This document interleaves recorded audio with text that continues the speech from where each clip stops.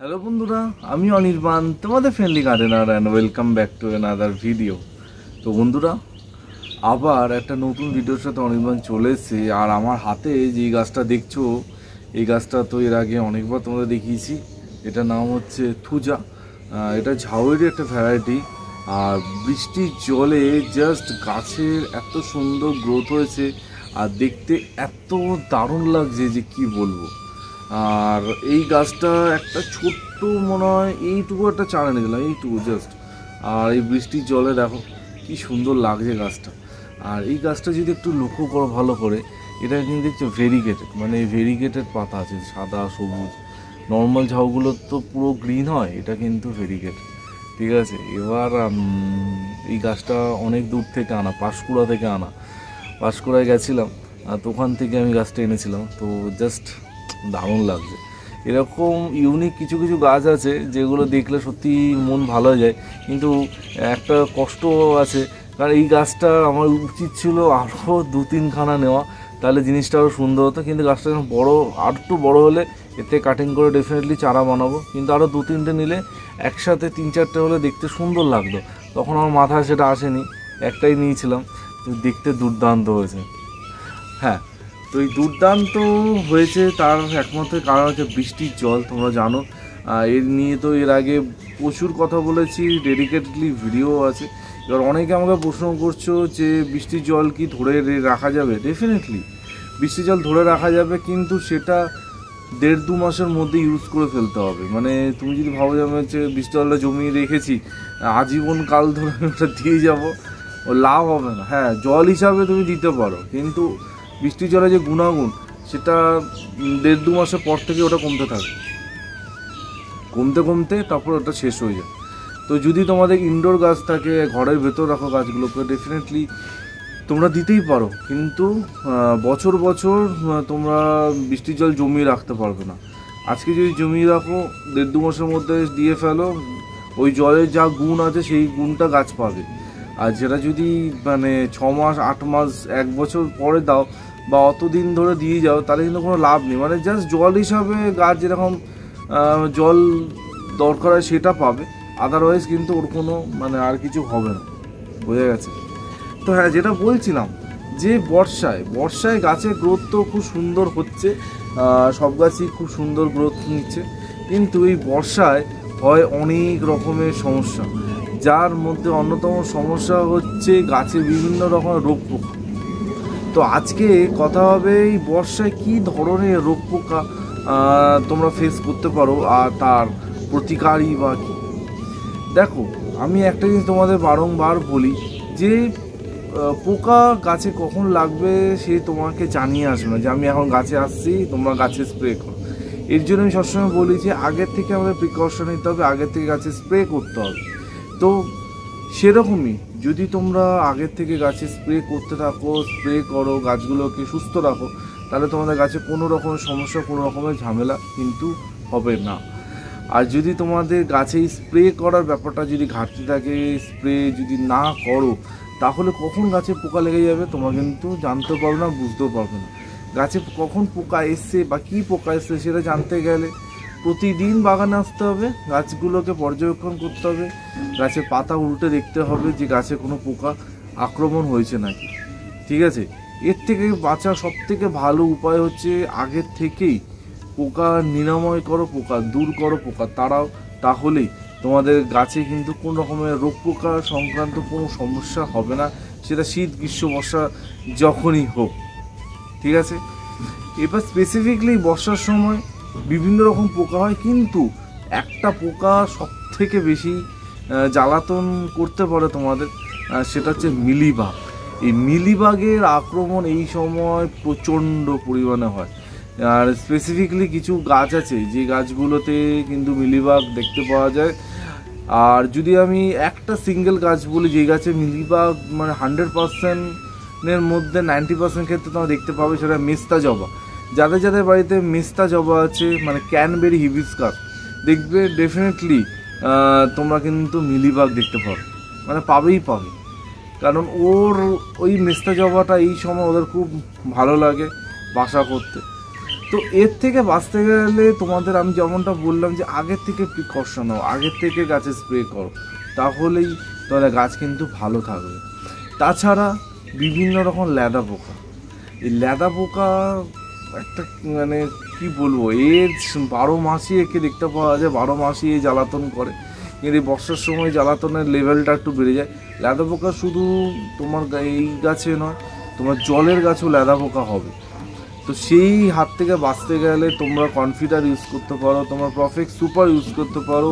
তোমরা আমি কিছুদিন আগে যেটা দেখিয়েছিলাম, তোমরা যদি ভাবো যে আমি জৈবভাবে করবো, আমি কোনো রকমের কেমিক্যাল ইউজ করবো না, তোমরা কিন্তু ইউজ করতে পারো এইটা। এখানে দেখতে হচ্ছে প্ল্যান্ট প্রোটেক্টর, এটাও মানে খুবই ভালো, একদম কমপ্লিটলি অর্গানিক।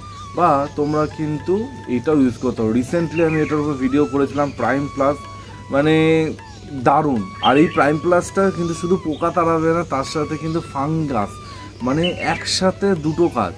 আর তাছাড়া এর মধ্যে আছে কিন্তু অনুখাদ্য, মানে ফাঙ্গাস, পোকা, অনুখাদ্য, 3টে কাজ এই একটা তোমার প্রাইম প্লাস করে দেবে। বর্ষার জন্য আমি মনে করি একদম আদর্শ জিনিস, কারণ বর্ষায় বারে বারে বৃষ্টি আসে, আর এতবার মানে এত কিছু স্প্রে করার সময় থাকে না যে এখন পোকা দেবো, এখন ফাঙ্গিসাইড স্প্রে করব বা অনুখাদ্য স্প্রে করব। তোমরা প্রাইম প্লাস একটা স্প্রে নিয়ে রাখতে পারো, এই একটা স্প্রে করে দিলেই তোমাদের কিন্তু গাছ ভালো থাকবে। আর যেমনটা আমি বলি, যে কোনো অর্গানিক প্রোডাক্ট চেষ্টা করবে সপ্তাহে 2 দিন স্প্রে করতে। 2 দিন স্প্রে করলে তোমাদের গাছ একদম দারুণ থাকে। যদি তোমাদের অলরেডি প্ল্যান্ট প্রোটেক্টর কেনা থাকে, প্ল্যান্ট প্রোটেক্টরটাই দাও, এটা এখনই কিনতে হবে না, পরে কিনো। আর যদি তোমাদের কিছুই এখন মানে কোনোটাই দুটোর মধ্যে নেই, তোমরা কিন্তু ইজিলি প্রাইম প্লাসটা নিতে পারো। এই বর্ষার জন্য খুবই ভালো, তোমাদের সমস্ত পোকামাকড় তাড়াতে খুব হেল্প করবে। অনেকে আমাকে জিজ্ঞেস করেছিল যে দাদা প্রাইম প্লাসের সাথে কি স্টিকার মিশিয়ে স্প্রে করা যাবে? 100%। যদি তোমাদের স্টিকার থাকে, স্টিকার মিশিয়ে স্প্রে করতে পারো। অর্গানিক স্টিকার হলে খুব ভালো হয়, আর যেটা আছে সেটা দিয়ে স্প্রে করতে পারো। অনেকে আমি দেখেছি গাব আছে, গাব তো এখন দেখতেই পাওয়া যায় না। যারা ঘুড়ি ওড়াও, মানে ঘুড়ি ওড়াতে পারো, আমি একদমই ঘুড়ি ওড়াতে পারি না। মানে সত্যি এটা আমার একটা ব্যর্থতা যে আমি ছোটোবেলা থেকে আজ পর্যন্ত ঘুড়ি ওড়াতেই পারি না। তো যারা ঘুড়ি ওড়াও তারা কিন্তু গাব সম্বন্ধে জানো, গাবের আঠা বলে না, অনেকে ওই গাবের আঠাও কিন্তু স্টিকার হিসেবে ব্যবহার করে। ঠিক আছে, আমি অনেকজনকে দেখেছি, আমি নিজে পার্সোনালি করিনি কোনোদিনও। তো এটা বললাম। তো ডেফিনেটলি মানে তোমরা এখন পোকামাকড় তাড়ানোর জন্য এটা ব্যবহার করতে পারো। আর যদি তোমাদের কাছে অলরেডি এটা থাকে প্ল্যান্ট প্রোটেক্টর, তো প্ল্যান্ট প্রোটেক্টরও ইউজ করতে পারো, কোনো অসুবিধা নেই। মরাল অফ দ্য স্টোরি হচ্ছে, এই বর্ষার সময় দুটো পোকার আক্রমণ সব থেকে মারাত্মক হয়, যেটা বললাম, এক হচ্ছে মিলিবাগ আর 2 হচ্ছে ল্যাদা পোকা। আর মিলিবাগের জন্য খুব ভালো, যেটা আমি বহু বহু বহু বছর ধরে ইউজ করে আসি, সেটা হচ্ছে একতারা। একতারা তোমরা ইউজ করতে পারো। একতারার মানে গুণ আরও বাড়ানোর জন্য একতারা 1 গ্রাম একতারার সাথে তোমরা তোমাদের কাছে যদি কনফিডার থাকে বা পারফেক্ট সুপার থাকে, 1 ml মিশিয়ে একসাথে পাঞ্চ করে মারতে পারো, খুব ভালো। আমি ব্যক্তিগতভাবে সেটা করি। যদি একতারা না থাকে তোমরা পেলে ইউজ করতে পারো, তোমরা কাকা ইউজ করতে পারো। কিন্তু যেটা ইউজ করবে সেটা একবার দিয়ে থেমে যাবে না, মানে একবার দেওয়ার পর 2 দিন পর আবার রিপিট করবে, তাহলে মানে পোকাটা যাবে। যদি আমি একবার স্প্রে করে দিয়েছি, অনির্বাণ বলেছে ব্যাস তাহলেই হয়ে যাবে, ওরকম করলে কিন্তু পোকা দূর হবে না, তোমাদের কিন্তু পোকাটা থেকেই যাবে। আর সবসময় চেষ্টা করবে একটু ঠান্ডা জলের সাথে স্প্রে করতে, কারণ ঠান্ডা জলের সাথে স্প্রে করলে বেশি এফেক্টিভ হয়। বোঝা গেছে? এই মিলিবাগটা এখন খুব জ্বালাতন করবে, যদি ঠিকমতো প্রিকশন না নাও, গাছে কিন্তু দফা রফা করে দিতে পারে। আর ল্যাদা পোকার জন্য এই যেটা দেখালাম, এটা তো খুবই ভালো। এটা ছাড়াও যদি কারো মনে হয় যে এখন আমি কিনতে পারছি না, অনির্বাণ অলরেডি আমার কাছে আছে, তোমরা কনফিডার, প্রফেক্ট সুপার, সুপার সোনাটা, কাকা, এগুলো যদি তোমার কাছে থাকে, এই 4টের মধ্যে যে কোনো তোমার কাছে থাকে, গাছে স্প্রে করতে পারো। নিম অয়েল এই সময় খুব একটা এফেক্টিভ হবে না যদি তোমাদের গাছে অলরেডি পোকার অ্যাটাক হয়ে থাকে। গাছে যদি পোকার অ্যাটাক না হয়ে থাকে, তোমরা প্রিকশন হিসেবে নিম অয়েল স্প্রে করতে পারো। কিন্তু যদি গাছে পোকা হয়ে যায়, পোকা দেখতে পারো, তখন কিন্তু আর সেটা কোনো কাজে আসবে না।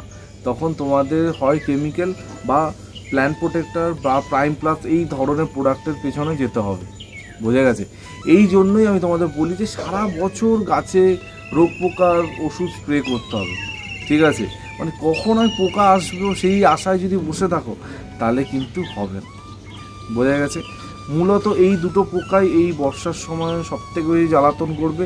তাছাড়া আরও যে ছোটোখাটো যেসব পোকা টোকা আছে সেগুলো স্প্রে করলে তোমার এমনিই চলে যাবে, কিন্তু স্প্রেটা করতে হবে, স্প্রেটা মাস্ট, এটা কিন্তু ভুললে হবে না। যেটা আছে সেটাই স্প্রে করো, ঘন ঘন স্প্রে করো, তোমাদের গাছ কিন্তু ভালো থাকবে, গাছে কোনো সমস্যা হবে না। সবার গাছ ভালো হোক, সবার গাছ ভালো থাকুক, এটাই আমি সবসময় চাই। আমি যেটুকু জানি বা এত বছরে যেটুকু সামান্য জেনেছি সবসময় চেষ্টা করি তোমাদের সাথে শেয়ার করতে।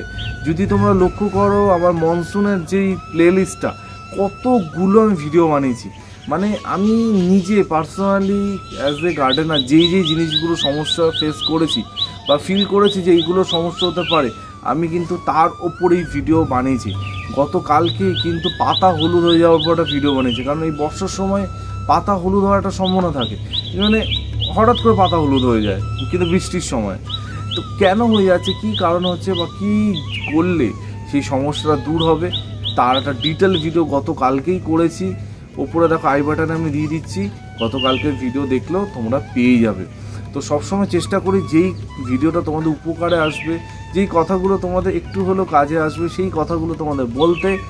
আর অনেক অনেক অনেক ভালো ভালো রেসপন্স পাই, অনেক ভালো কমেন্ট পাই, আর সেই জন্যই তো রোজ সকাল 11টায় তোমাদের সাথে গল্প করতে চলে আসি। তো কীরকম লাগলো আজকের ভিডিওটা অবশ্যই কমেন্ট করে জানিও। আর গাছকে সুস্থ রাখো, গাছকে ভালো রাখো। বৃষ্টি হচ্ছে মানে বাগানে যাওয়ার কোনো দরকার নেই, গাছ ঠিকই আছে, এই চিন্তা ভাবনাটা মাথা থেকে দূর করো, তাহলেই কিন্তু গাছ ভালো থাকবে। এই বলে আজকে ভিডিওটা এখানেই এন্ড করছি। কালকে ঠিক সকাল 11টায় আবার দেখা হচ্ছে। টিল দেন সবাই ভালো থেকো আর সুবিধা থেকো, ততক্ষণের জন্য বাই বাই।